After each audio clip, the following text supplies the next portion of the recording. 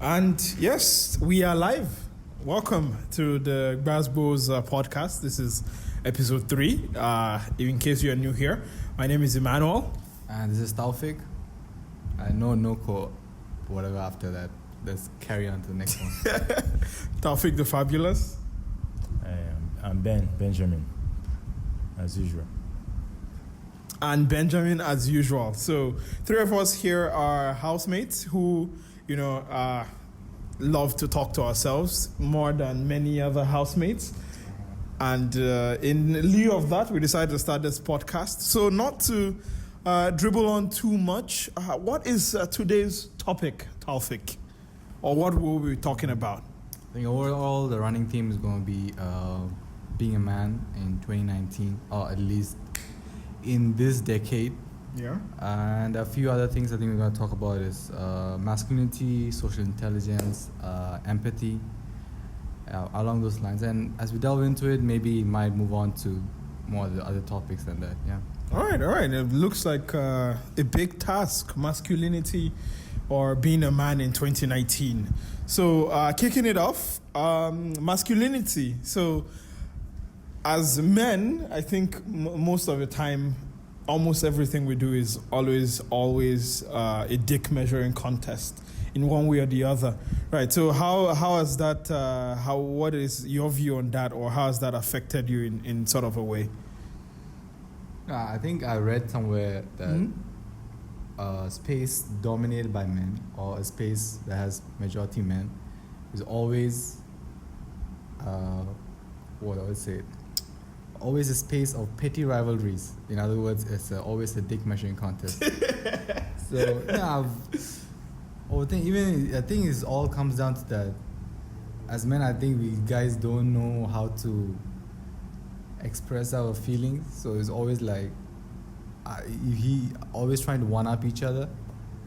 So I guess sort of that comes the way where masculinity, where like you know what. If I don't one up him, I'm not a man. So it sort of comes along that way, yeah. Okay, yeah. Oh, I see. How about you, Ben? What does it mean to you, to masculinity? Well, it's just like whatever it is. It's a man's word. That's what it is. Masculinity is just man in their simplest version. It don't matter. It's just like, okay, yeah, be a man. It's the definition. In a simpler version, that's just it. But what does being a man mean though? Everybody keeps saying that be a man, but there's no sort of step 1, step 2, step 3 to you do this, you be a man. I think you're overthinking it. How? I think in most cases, be a man means just lock up, do not show any sort of emotion, and even though you should probably try to, let's say, or ideally where you should confront emotions that perhaps are not so nice, you are told to sort of bury it and just not feel anything. And I think you do that enough times that eventually you just you go to that, you use that as a go-to method to solve everything, right? So you're saying be a man is be as distant as possible from reality and cut off everything that makes you human. Pretty much, or at least I think in some variation of that. And I think to me what masculinity means, I think is sort of a performative role, right? A role where you have to be strong, you have to not concede, you have to not show emotion, or at least not emotions that make you weaker, right? You have to be the one to one up the other person, like you said, have the biggest up to the one. I don't know if you get what I mean, but be the one to be the biggest one-upper or something like that, right? So I think you do that enough times, and I think that's where it comes to be masculine, to be strong, to be all of those gallant, and and we read all these tales and all these stories of great men and men that have done so. It's there's sort of this standard or high bar that we are supposed to meet, and we all just sort of try to, which is why I think also I read somewhere where it was most men don't have a problem with other men if they know that the man is bigger than them, which means that most men can concede to other men when the man has the bigger dick. Yeah, so so it's more like you check them real quick, put them in their place, they back off. But I think that's where it starts off all this kind of dick measuring contest, isn't it? Yeah. Because now men has tendency to always overestimate the abilities exactly, capabilities, always. It doesn't matter in any areas of in women or whatever they're pursuing. Every time men always try, I mean, at least from what I've seen personally, always overestimate their capabilities. So if, let's say, taking that what you just said now, if another bigger man or sort of alpha male sort of like tries to put them in check, they'd be like, how did this guy do this? Yeah. So they reacted more in a way of using the ego and pride as a shield rather than looking into them, okay, why do I feel this way and why am I feeling threatened? So I guess if they're using the ego and pride as a sort of way to express the emotion or deal with what's happening, I mean, I think they always estimate like, oh shit, okay, you know what? This guy trying to check on me? No. Let me like try to one up him more. Yeah. So I guess, I don't know. I sort of in theory it makes sense. Yeah, you check them real quick, show them who's the bigger man. But I don't know. In reality, I don't know, man. I don't know if it's really going to work. I think that sort of becomes toxic on the long run. And in their insecurities get even more blown, and which leads to it being more toxic and chaos. Yeah, I think I want to buttress the point you made about, how we overestimate as men, how we overestimate our abilities. I think it's mostly how most of us are socialized since when we are born, right? We are socialized to, like, it's either you get it or you get nothing. Like, there's no middle ground. There's no, okay, maybe concede defeat or like sort of get to the middle ground or cooperate. It's either you're with me or you're not with me at all. And I'm alone, I'm the lone dog, or like, I'm the alpha dog or I'm the lone wolf. There's no like, okay, let's cooperate, let's work together, let's, try to build something. It's like, no. So I think that gives us that mentality of, okay, I have to get it, and anything, it must be mine. And if it's not mine, well, that thing is shitty. I think an attitude. How about you, Ben? Me and Taufik we've hogged the mic and limelight. What do you think? Why do you think that is so? Well, it's a lot of things involved. Like, you being a man is like they've been telling you since when you were a kid. Like, okay, you're a man. You can literally say like the way your folks are gonna treat you at home is quite different from their girls and so many things. So in your head, automatically okay, yeah. I'm supposed to have my stuff together. I'm supposed to be the one calling the shot, even though my parents are not at home. Maybe you're the only son or you're the youngest. You just be like, oh, those are ladies. You just need to put them in the slaves. You have to do your thing like that. There's so many things like in one long. It's just too many. And even though you get away from home, you get outside, your environment is still telling you like, yeah, be a man. You don't need to be a softie. You get away from there, you get to school, it's still the same old thing. It's like, battle of the fittest between all the boys and the girls. The girls are just there doing their thing. They're not even threatening you, but it's just like subconsciously, we're just programmed to think like, yeah, I'm man, I'm supposed to be the one calling the shot. Yeah, so many things. So now, if you get to like, two guys competing, that's another ball game. It's another ball game entirely. In what sense? Because now, if you notice, like, maybe this guy is kind of better than you in some aspect, you might not want to conceive. You just want to be like, you think you're better than me. Yeah, he's better than you. So it triggers so many other things, like, because you just feel like you feel challenged, but it's not supposed to be like you feel challenged. You just need to acknowledge if it's better than you, then it's fine. Yeah. We can just exist together and everybody just go along with your day. But from there, it's like, you think you're better than me. Who do you think you are?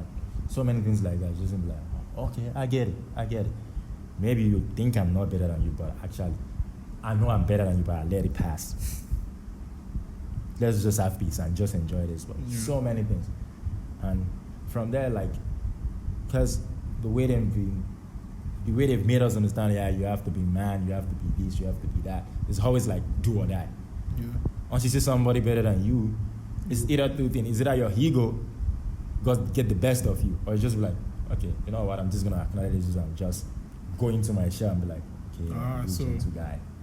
So many things. So either you fight or you just retrieve like retreat that, and okay, I'll let it be. Yeah. And when it comes with the ladies, it's another ball game entirely. Like, you don't even understand that. Which we shall get to, the ball game that Ben is talking about. But I think that is, or any other thing you have to add, Taufik?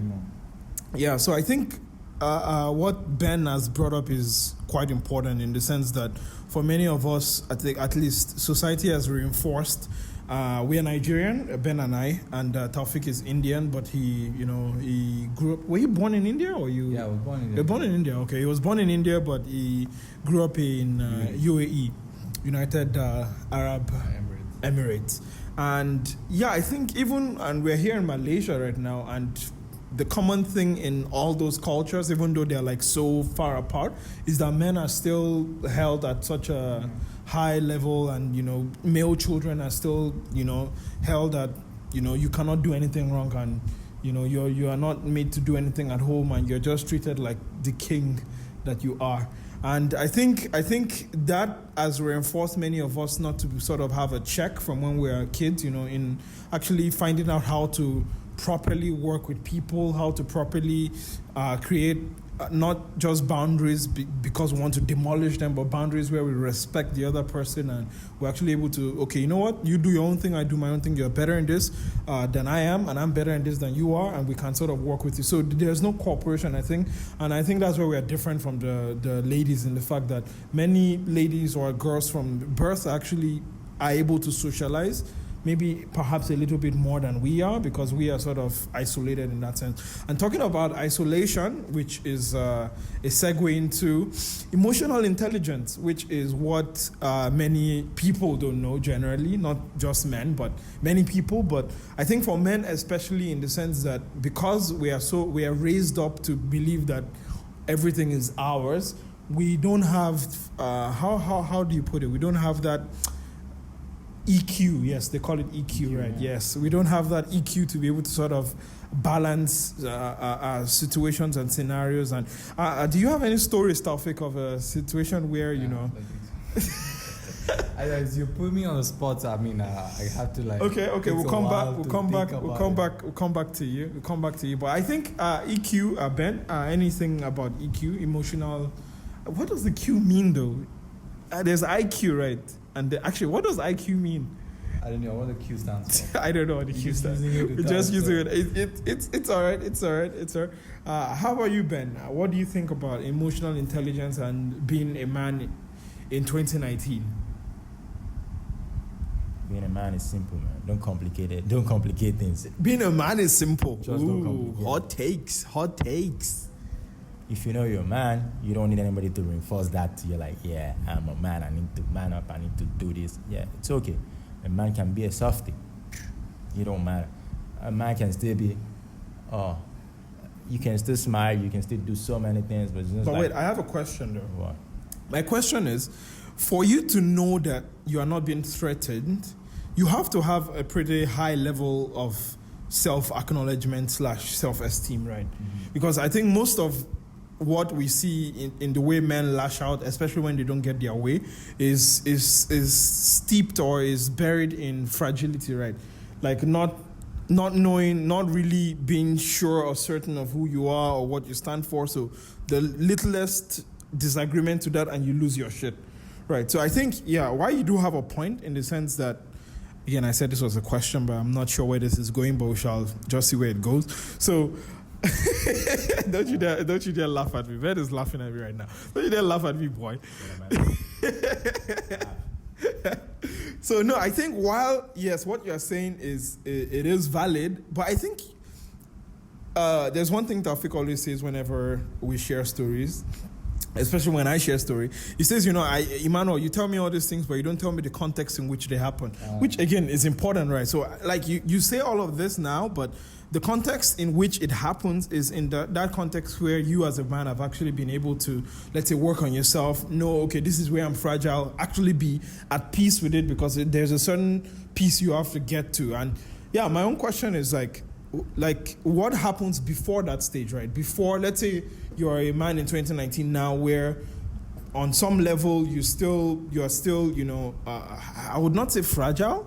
I would say you're still not comfortable admitting things that perhaps you lack.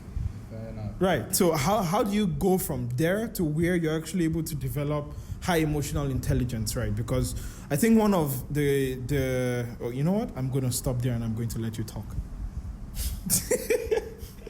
I realized I was droning on, which I tend to do that too. Ben. Okay. So how do you go from there to there? See, like, it's not that easy. I'm not gonna say it easy, but the thing is, once you realize, like, okay, you're a human being, like, you have to keep learning every now and then you can admit, like, okay, even though I'm wrong at this, even though that's my mistake, then you can be like, oh, okay, that's a way for me to improve. But the moment to just be like, oh, yeah, there's no need for that. Probably there's no need for it. Then there's no need for you learning that stuff. But if you be like, oh, okay, I didn't see it like that, probably that was my fault, then probably you understand, like, okay, this is what I'm lacking. Then you can literally go about it and be like, oh, in case this thing happened the next time, I know how to go about it. But in the first place, you just close that out. Okay, there's a problem then. You won't learn anything. So if you don't admit to your mistakes, you have to own up to your mistakes. If somebody just call you out, like, like, this stuff you but do, that is not easy though. It is not. It's pretty hard. Yeah. Like, okay. You Well, reach to that point Yeah. where you can just sit back and accept it, where inside you just want to, like, fight it and go all out on that person. It's hard to even to get to that point. See. okay, wait. Yeah, sorry for pausing. I think what would make this, I think on some level, to people listening or watching right now, on some level we are at a stage where we are still there. I mean, stuff still gets to us, but I think the difference is we're able to actually like talk about it, right? So, can you say a personal story, like, of how before, where you used to, like, maybe have those questions, like what is happening, or from going from there to now where you can actually, I mean, it still happens. It's not like as if you are this saint now. Of course not. I mean, nobody is, right? But like now, to the difference now being that you can actually, like, talk about it, and you can feel it, but recognize you're feeling it, and then express it loud, like, hey, okay, I don't know, this doesn't seem right, or what is happening here. Like, how did you get from that stage to where you are today? Like, so I think one of the things I've battled with throughout the course of early few years I was in Malaysia was simple. It's just asking for help. One of the things, asking for help. To me, I always recounted that for me being weak, or it's because I look like a failure, or I look like an idiot if I were to ask help. So I always came back to that. If I ask for this person for help, would this person look at me like I'm stupid, or if this person look at me like, this guy's a weakling, or so it always came back to that, and it crippled me over time. When I really needed help, I never got it, and there were consequences I had to deal with, which hurted me on the long run, and I didn't know it was hurting me until a few years down the line. And by that time, the only way I knew to react to that was just isolating myself, not asking for help. So I think when times it started changing was, one, because of it crippled me so much, I was backed up against the wall. And second, it was here when I moved here with you guys, and I saw how you guys were just open about it. It sort of, I think coming back, it sort of created that space where, what, maybe I could come here and can ask them about it, and these people wouldn't really judge me or see me as sort of a weakling, or or like I'm some kind of bumbling idiot who don't know what he's talking about. So to the end, two things I've noticed that kind of propelled me towards change is that, one, actually really realizing over the course of time that it's actually crippled me to ask for help or even help myself. But it took a few years. It didn't happen within a day or two. It took failing at it for like 3-4 years to actually come to a point where, what is actually crippling me. At the same time, having a space where I can let all that baggage out the door, and then come in and sit down and take responsibility for myself. For yourself, yeah. And talk to people who are like, hey, you know what? Let me just hear where you're coming from. Let me see. It might not be the most important thing to me, or how you perceive the world doesn't necessarily mean I perceive that way. The world the same but way. let me see where it's happening. Let me have this conversation with you. I think when all this started, I'm articulating it well now, but at that time I didn't recognize it. But I saw how you guys behaved and how you two behave with each other, and asking for, let's say, one of the things when one of us are broke, and you ask, hey, you know what, I'm broke now, could you help me out? So that thing was huge, because I didn't have so much growing up, and then money was always insecurity for me. So when it comes to money, I always like, you know what, I go hungry but never ask anybody anything. So all to see you guys do that. And I think something Ben told, I think we were in one of the malls and we were walking by, and he said, like, what's the point of me having money if I see my friend or someone close to me suffering, and if I can help him? So that kind of like stuck with me for a while. Like, That's I was like, sweet, Ben. I sort of let it marinate, and I guess at the end, to conclude, is that one, I kind of realized how I was in a destructive cycle, and it's crippling me.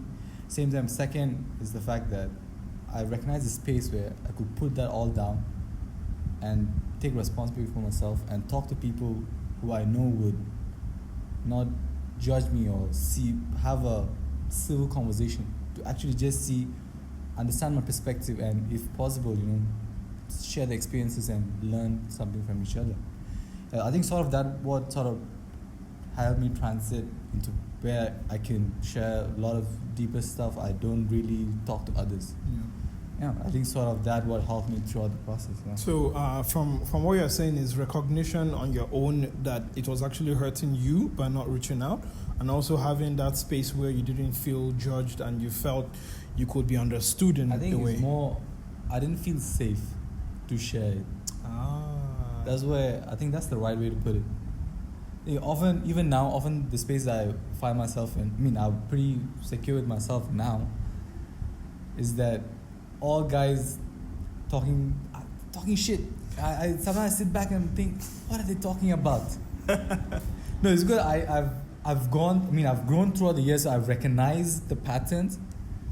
Yeah, so it's this bravado they put up, this superficial exterior they put up, like everything's alright, nothing can penetrate it.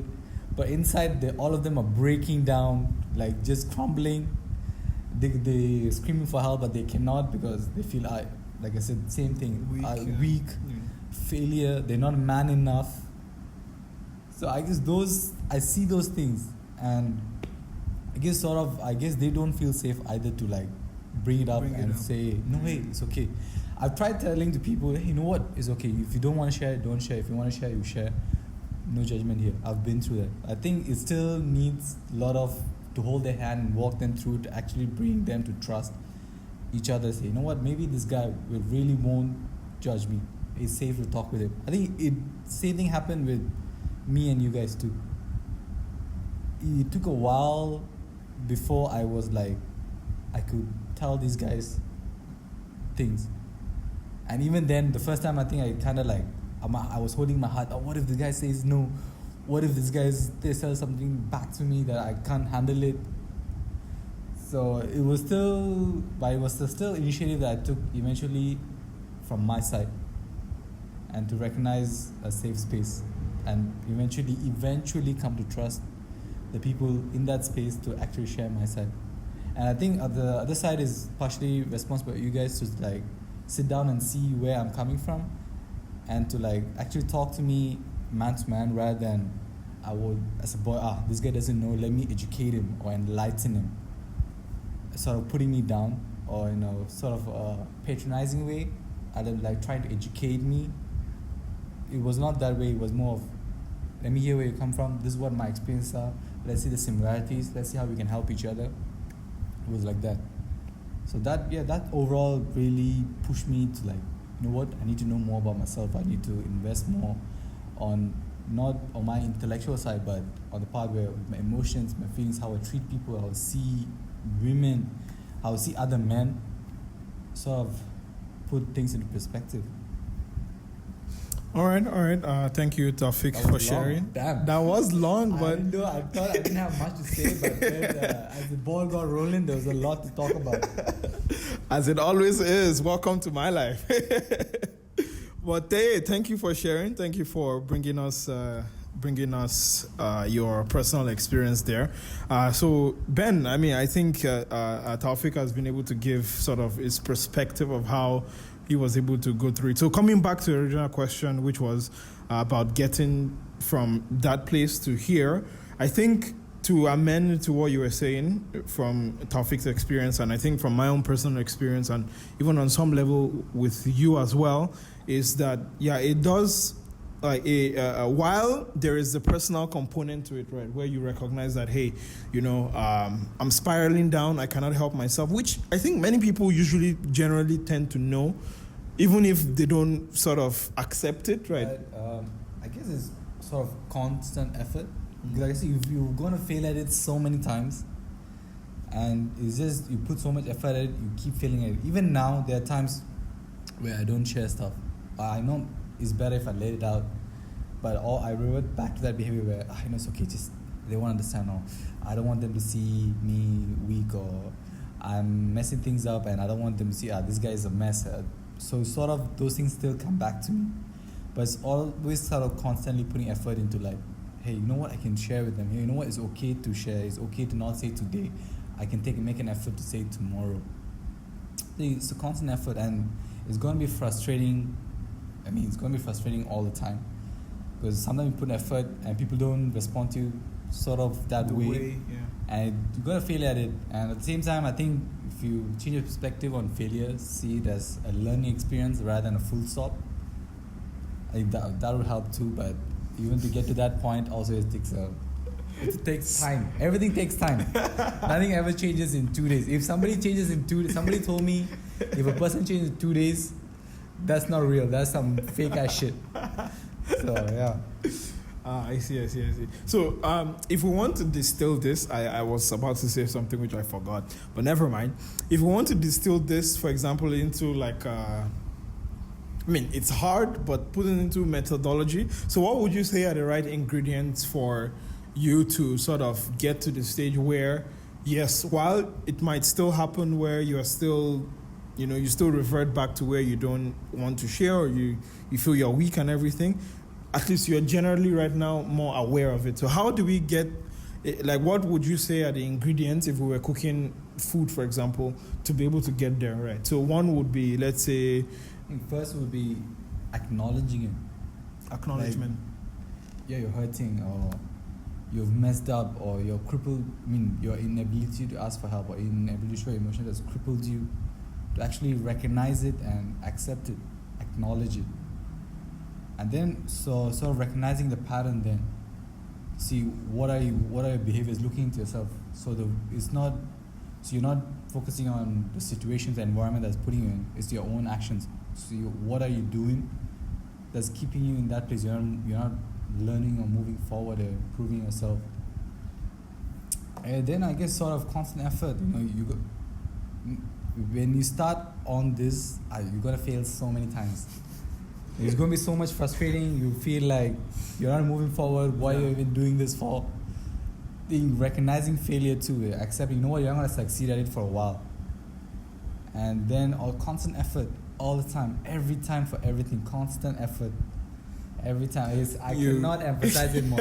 Yeah, for people listening, Taufik is really emphasizing constant effort. Because the thing you don't realize is a huge task to just grind your teeth, hold your fist, and just like keep going at it, constant effort. Sometimes you get tired, and it's okay, it's okay to just leave everything you're doing and just lie down, binge watch Netflix, order fast food, lay in your bed. I've done that a few times. Yes. I was about to say that. Taufik is literally telling you. No, it's okay. No, the thing is, the fact that it's okay to take a break. True, because it consumes so much energy, so much of your life force that one day you might come back home and you'll be like, you know what, I'm tired of this shit. I'm just gonna like take a break. And you take a break and it's good and it's fair enough to take a break. Let's just not let that not be a way of life. Which is a danger, to be honest. Yeah, so I mean, it's okay to take a break. So summing it up is acknowledging your feelings. Okay. Recognizing it. All right. Knowing, constant effort. Change your perspective on failure too. There's acknowledgement and there's acceptance. Yeah. Because when you acknowledge, you might not really accept it. But fair enough, yeah, true. I don't disagree. That's true. But if you acknowledge, then you accept, and that's when there's a room for you to discuss with someone like, oh, this is what I'm going through. You might not like, yeah, I'm broke, but you acknowledge you're broke, but or you could just tell you, or something just tell you like, you know what, those guys can't help me, or whatever. I'm just gonna be in my corner, dying of hunger or something like that. But the moment you'll be like, I'm broke, but I accept that I'm broke. I gotta go get help. Yeah, so sort of acknowledgement leads the path to acceptance, isn't it? You can acknowledge and not accept, but when you acknowledge, then if you accept, then probably half of your problem is now starting to get solved. Because when you accept, that's when you look for answers. But you can know like that sometimes you know like there's this situation happening, but you can't just help yourself and just let it be like, you know what, yeah. You just like And I totally recognize what you're saying.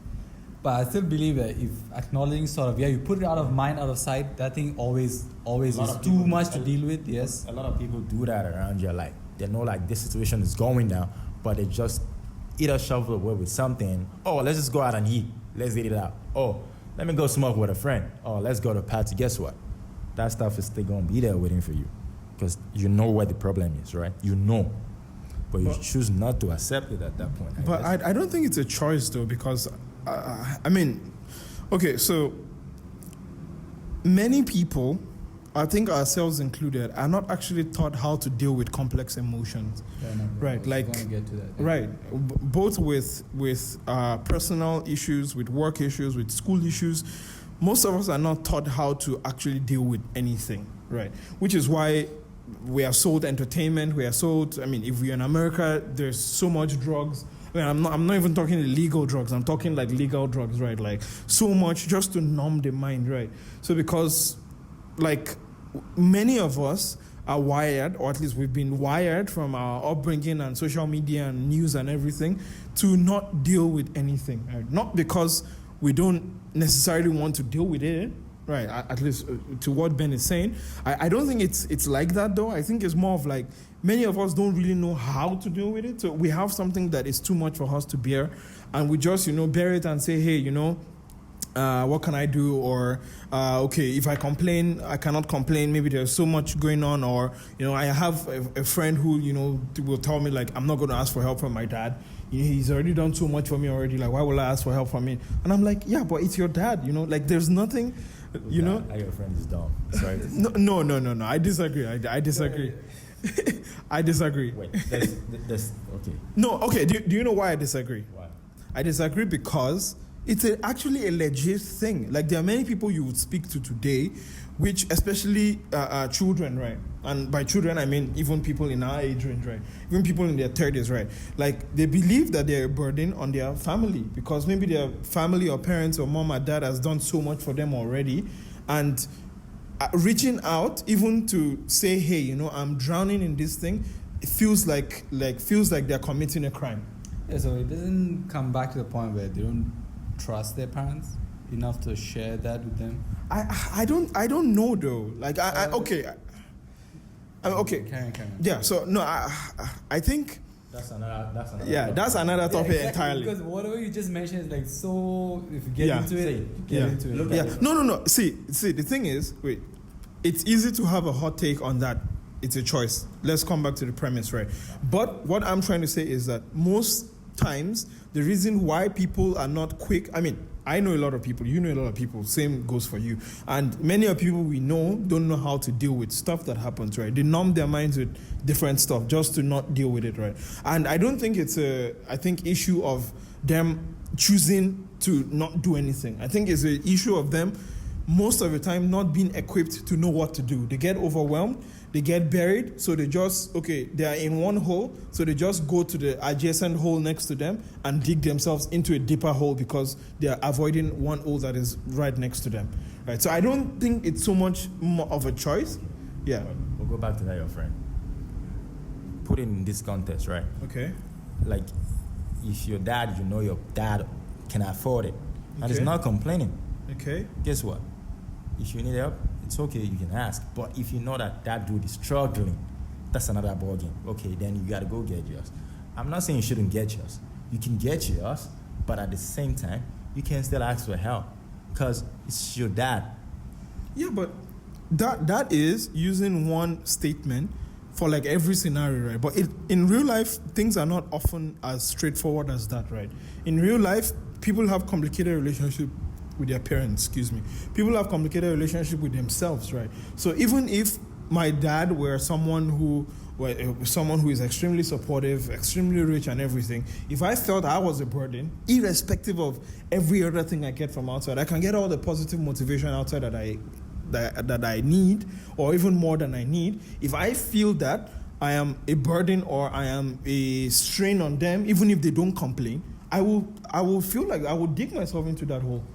Maybe what if, let's see it this way, what if those people or your friend measures his self-esteem, has tied his self-esteem with his meeting his parents' expectations, and that's how he measures his self-worth. Exactly. What if it's that way? So, to me, it makes sense that if let's say putting your friend's shoes, and I've been in your friend's shoes a lot of times during the course of the 6 years too. So I'm asking for my parents for help or saying, hey, you know what? I've failed a couple of subjects, which I know would disappoint my parents. It disappoint anybody. I disappointed myself, so I would disappoint anybody. But the thing is that knowing that it's going to disappoint them, and seeing them disappointed may make me feel like, you know what?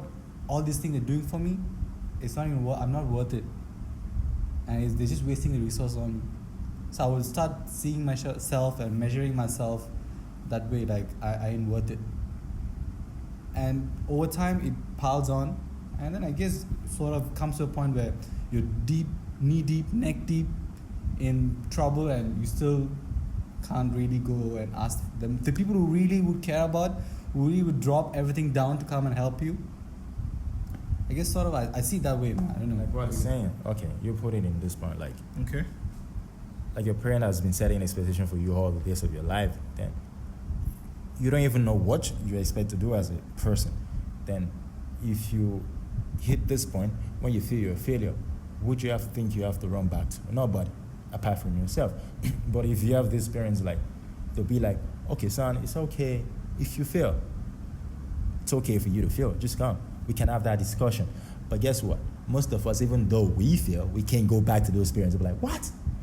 Can't you see so-and-so son or daughter? Can't you see how they're excelling and stuff? Would you go back to that kind of parent and be like, oh, mommy, dad, I just failed? Nope, you can't go there. So now, all those things we carry to adulthood.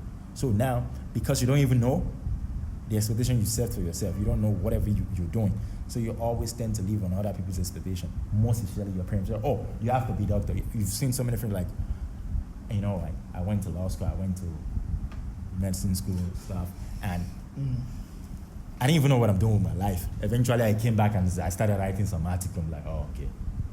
All right, so I'm going to pause this right here because I think we're going a little bit off topic of, or I suppose I think there's a lot to talk about. There is a lot to talk about. So stay tuned for future episodes of the GbasGbos podcast, where we shall give an exclusive on parenthood and being children and how much of amazing children, but by amazing I mean the complete total opposite that we are. But I think let's sort of rein it back in because we're going to have to go pretty soon, sadly. But I think, yes, there are points in coming back to the main theme of the whole discussion, which is about reaching out and about, you know, the ability to recognize whatever it is you're going through. I think it's like almost everything in life, very complex, right? So it involves so many wheels that have to turn before you sort of get to that point. So to sort of bring the ingredient thing back, one thing is acknowledgement, and before we had the argument over semantics, which is acknowledgement or acceptance or action. I think without acknowledgement, there cannot be any action, right? So without actually recognizing that there's something wrong, it's almost nigh impossible for you to actually do something about it. So I think acknowledgement is really, really important. I think knowledge is also good to be able to know, have a wider perspective on the fact that, hey, there's not only two choices, whether you do or you don't, there are other choices in between. So you are not sort of driven to an extreme, right, where you're either dying or either extremely successful, right? You can sort of be in the middle where, some days are meh and it's perfectly fine for you to be meh, right? And I think another thing is, like you said, the space, right? The space in which you're able to, have that discussion. You're able to sort of not have to have your shield up while you attack. So most of the times, I think where we learn to put the shield up is from when we are kids. We are always brought down. Our ideas are shut down even before giving any sort of chance, right? We are told, to shut up and keep quiet, and our suggestions are not even considered at all. So we sort of clam up and we don't share those things that we really feel, right? So that sort of extends to every other area of our life, and finding a space to do that is genuinely extremely important. But how are we as men, right? For example, let's say we wanted to export this to other groups, right? How are you able to export all these things, right? Because it's very hard. It is. I have no idea how to do that. That's what I was going to say. I have no idea.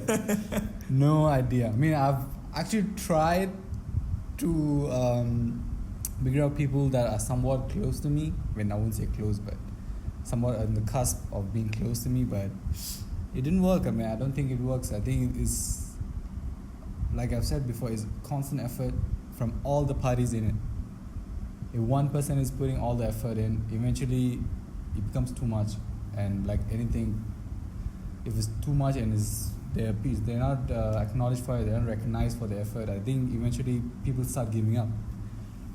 So I have no idea. I mean, I thought about it. I mean, it's a pretty good thing. I mean, I've listened to one of speeches. I cannot recognize it. I cannot remember his name. So he sort of, the context of why he brought it up, it was that people, the guys were DMing him, sort of attacking him. As a man, how you can do this, blah, blah, blah, yada, yada, yada. So instead of attacking him, attacking the people hating him back, so the speaker was like, so why are you feeling this way? And what made you attack or say these things to me? So for everybody's surprise, I mean, I was surprised by listening to the person attacking the speaker was like, hey, I'm sorry, so he started explaining himself why he said these things. And at the end of the conversation, he was like thankful to the speaker, was like, hey, you know what? Thanks for having this space, for allowing me to take responsibility for myself. So eventually, I guess, it's luck. I mean, I don't know how it had turned out to be. It's luck, it's chance, or whatever. It's curiosity.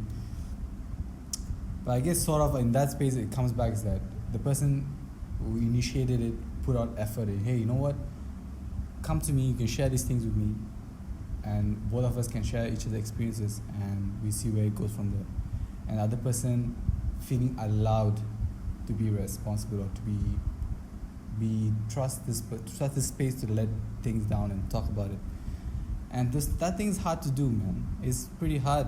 I mean, you reaching out, I mean, like everything is always a chance of it going sideways or fails. Yeah.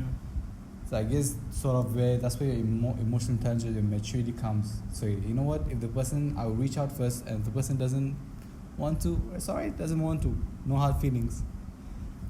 But I guess to get to that point, it takes a while. It takes, I would say, a few years to actually get to that point, and to export it to other groups and teaching other men. That's a huge task. So in the end, I've kind of roundabout way, and this thing I have no idea. I didn't know how. Hey, thanks for sharing. It was good to have an insight of why you have no idea. So how about you, Ben? If you wanted to share that safe space or the ability for people to, or men, other men to be able to open up and to be able to talk and everything. How do you think that you can export that? I have no idea too. Am I supposed to export it? Dude, man. You gotta get help if you need help, bro. I don't know, man. See. But that's an advice that means nothing in reality, because most of the time when you need help is when you don't actually reach out, or at least in most situations. So how does that work then, when you know you need help but you cannot reach out for help? Well, like Taufik said, right? Yeah. You need to acknowledge, then you accept them. Constant effort. You put in the work. Some bullshit right there. All you men out there, put in the work. Don't work like that, man. It's super simplifying the situation. We don't do that here. You guys know that Rihanna song? Work. Put in that work. About jokes apart though, but it's a lot of stuff, man, because you have to be able to understand, like, oh, yeah, you're a man, and it's okay for men to be soft, like, because even though we being men, right, we still have that feminine part in us, but the thing is, it's just hidden somewhere, because they've always tell us, like, be a man. Okay, how am I supposed to be a man? Nobody gives you any idea of how you're supposed to be a man, but the thing is, be a man or whatever they have to say it is. So with that, we're shutting out that female part out of us, because everybody can see, like, oh, female can cry. Is it a female part really? Wait. Sorry. The femininity in us, we're shutting it down. Yeah. So the ladies can cry, but you'll be like, oh, guys don't cry. Why? I don't know too. So it's a lot of work. So we just have to be like, recognize that it's okay for you to be soft at times. It's okay for you to be vulnerable. It's okay for you to let your guards down. It's okay for you to smile and all those things. And every other thing will fall into place. But if you be like, yeah, I'm a man all the time, I'm a man, I have to get my stuff together, this, that. Dude, it's a long way to go, bro. Long way to go. Yeah, man, it is. I think for me, a way of exporting that, I think like Taufik said, reaching out is important. Reaching out is very important. And I think for you to reach out, you also have to sort of have gotten to a place, like you said, where even when you reach out and it's not reciprocated, perhaps in a way where the person is responsive, or at the place where they can be responsive, you're still able to, not sort of take it personally and, just, leave that line open. Because I think that's the most hardest thing, especially for reaching out, because for me, I reach out a lot to a lot of people, and it's one of the things I've had to learn, right? Because in most cases when we reach out, there's sort of that, we set that expectation, even if it's not conscious, right?